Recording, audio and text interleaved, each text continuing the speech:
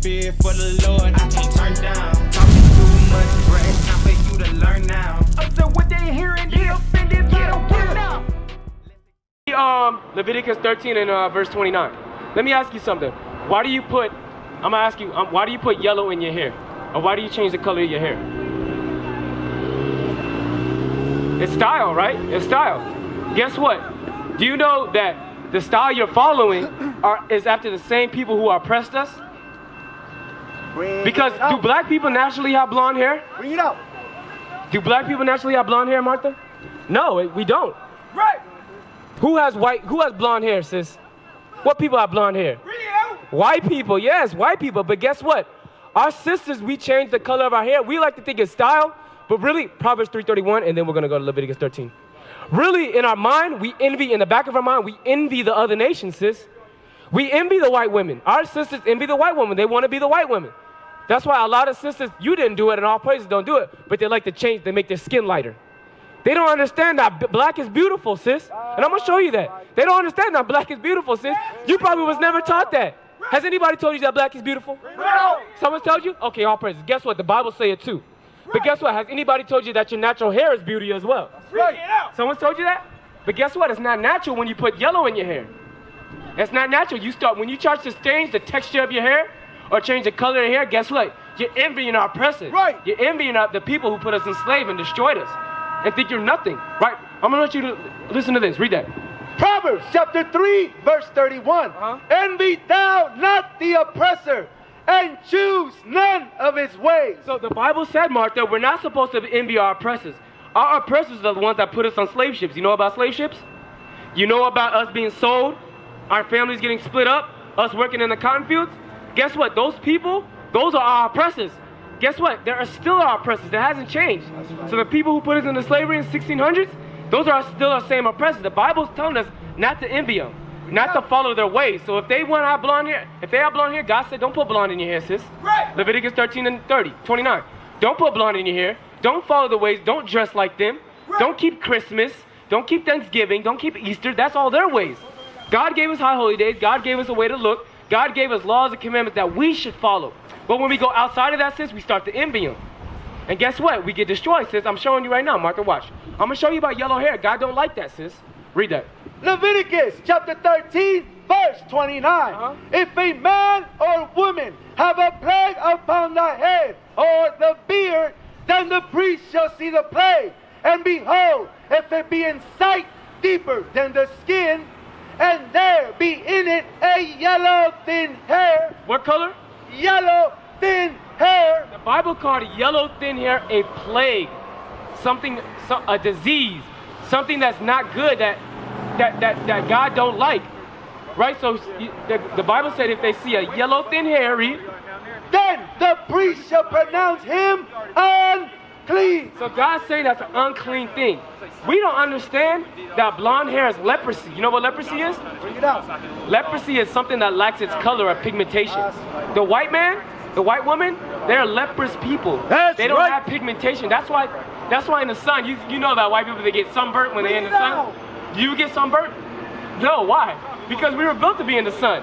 They're leopards. They can't handle all that heat because their skin's gonna mess up. Their hair, they don't have pigment. They don't have the melanin to protect them. We do.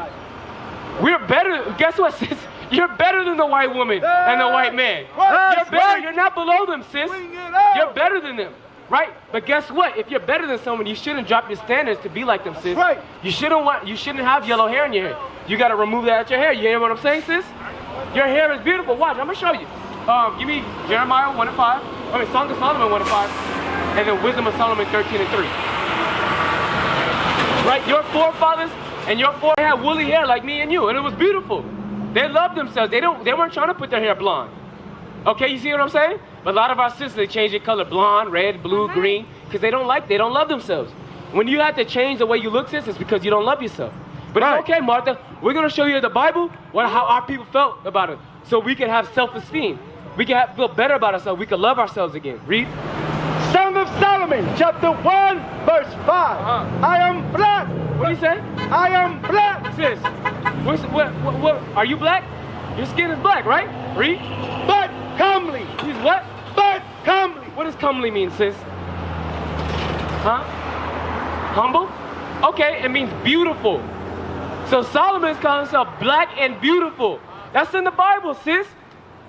Black people are all in the Bible. Black people are all in the Bible. Song of Solomon. Solomon is saying he's black and beautiful, sis. That's right. What comes of black? That text, that woolly hair you got on your head. Right? The black skin you got, the melanin, the dark skin you got. That's all what makes you beautiful, sis. Bring it out. But when you want to change your hair to make it yellow, when you want to change your standards and look like the other people who oppress us, guess what? We have low self-esteem and we're envying our oppressor. Right. God don't want us to be like that. Right now, read Wisdom of Solomon 13:3. Because where we find our standards of beauty, it's not on TikTok. It's not from Ariana Grande. It's not from Beyonce. It's not from these other celebrities, these other nations, sis. It's found in the Bible, right? Read. Wisdom of Solomon, chapter 13, verse 3. With whose beauty, if they, being delighted, took them to be gods, let them know how much better the Lord of them is. For the first author of beauty has created them. So guess what? The first author of beauty, which is the Most High God, created us in His image. If the Most High is beautiful, guess what we are if we were created in His image? What are we, sis? Huh? You can say, sis. What would we be? The Song of Solomon, King Solomon said he's beautiful, and we was created by the Most High God, the only God. What makes us, sis? What makes you, sis? Bring it out. Beautiful, sis.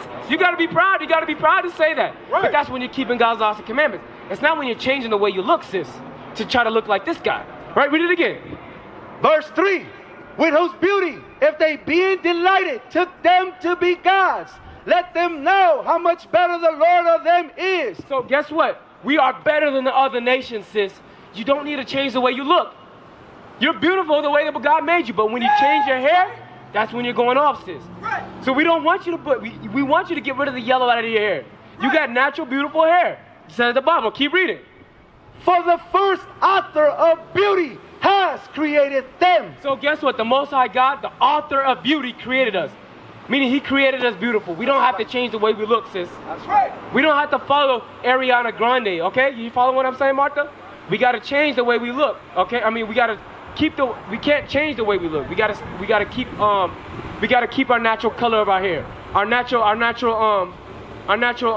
beauty that God gave us, right? Because let me ask you something. What did God look like? What does God look like? Bring it out. What color is God? What color is God, Martha? Huh? It doesn't matter to you. See that? It's written in the Bible. It does matter. There's a description of God in the Bible. You know why it doesn't matter, Martha? Because churches in America, they teach you it doesn't matter. Bring it out. They're going to tell you, Martha, it doesn't matter. You know why? Because if you actually read in the Bible that He was a black man, you will understand that you were beautiful and you're better than those people who are telling you that it doesn't matter. Bring it out. This guy tells you it doesn't matter. If it didn't matter, sis, why do they have these in the church? That's right. Why do they have a white man in the church with blonde hair and blue eyes? That does not look like anything like you or your people. Right. If it didn't matter what Christ looked like, why is He white? Bring it out. Ah, see? You never thought about that, huh? If God or Christ's color didn't matter, why do they have this image in the churches?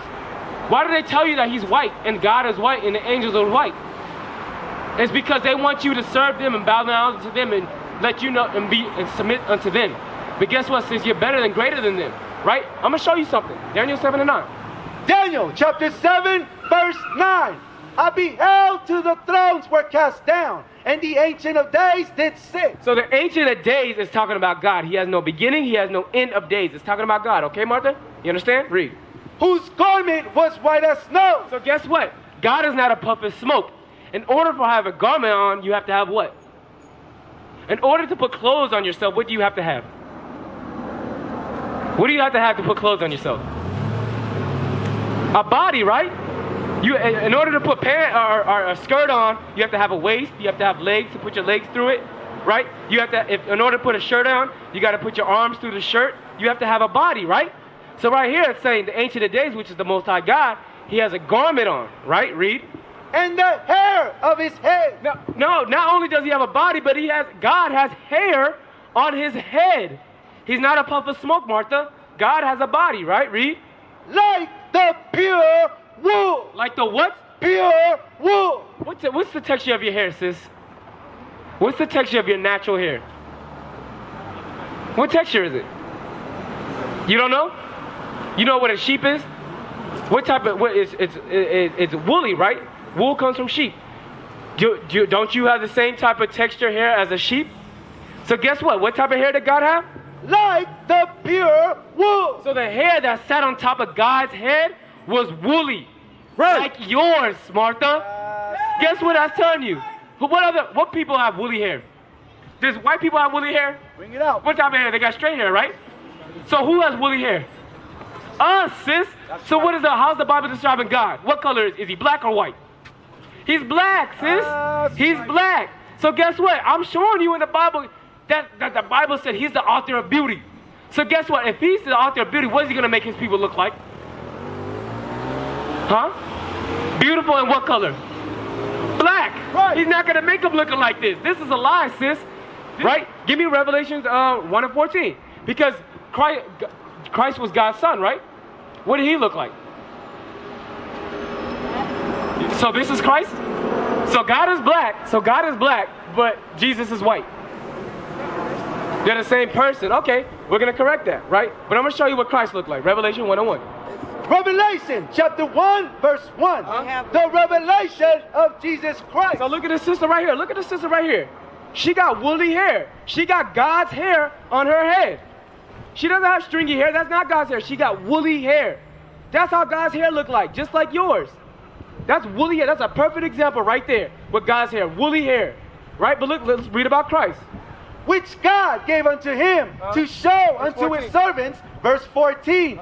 His head and his hairs were white like wool. So guess what? Now it's talking about Christ. His hairs on his head and his hairs on his beard were white like wool. The same wool that Christ had, which belongs to what type of people? Black people, us, right? Read. As white as snow. And his eyes were as a flame of fire. And his feet like unto fine brass. What color is the top of your foot? Is it the same color as the rest of your body? Yes? Okay, so Christ, John is looking at Christ's feet, and it was like unto fine brass. What color is brass? Brass. What color is brass? Bring it out. Huh? Black. It's not black. You ever watch the Olympics and they get medals, first place, second place, third place? The third place, the bronze medal, what color is that? And it's brown.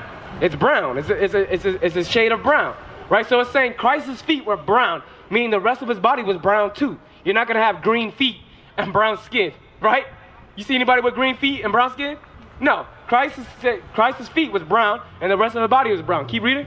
As if they burned in a furnace. So guess what? Not only was it brown, but it was burned in a furnace. You cook? If you burn something when you cook, what color does it turn? Black. So Christ is a brown man. It's saying he's brown, but he's so brown that he looked like he was burnt. So guess what color he was? Black. This is what Christ looked like. Christ looked like this. Christ looked like you. Right. He didn't look like this, sis. They put these in the churches to lie to you. When you were in slavery, this is what they gave you. Bring it out. They put you in slavery and said, black is ugly, white is beautiful, worship me. That's what they did, sis. So that's why in your mind you want to change change the color of your hair. That's why you want to change the way you dress. We used to scream black power while heroin was pushed. But at the end of the day, nothing's in vain. IUIC has been given a vision. The tents of Judah has risen. Many has attempted the mission. Minor murmuring, omitting, and missing the mark. Just reading that he had the flame of fire in his eyes gave us the spark. We on Paul's mission. We out on the road. Purple and gold. From Mexico, Cuba, Haiti, Ghana, Sierra Leone. 144,000 boots banging, concrete crackling. These are our men repented at heart. The scriptures is proof. IUIC, we deliver the truth.